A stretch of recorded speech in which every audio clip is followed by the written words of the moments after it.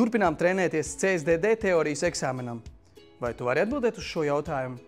Kā rīkosieties šķērsojot krustojumu attēlotajā situācijā?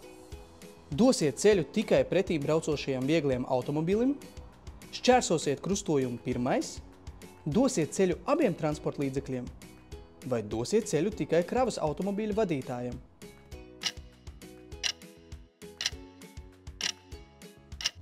Pareizā atbilde ir dosiet ceļu tikai kravas automobīļa vadītājiem.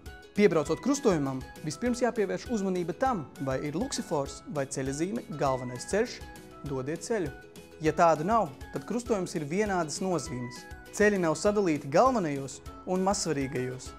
Vienādas nozīmes krustojumā darbojas labās rokas princips. Priekšroka jādod transporta līdzeklim, kas atrodas pa labi. Šajā situācijā kravas automašīna atrodas mums pa labi, tāpēc priekšroka jādod tai. Vai atbildēji pareizi?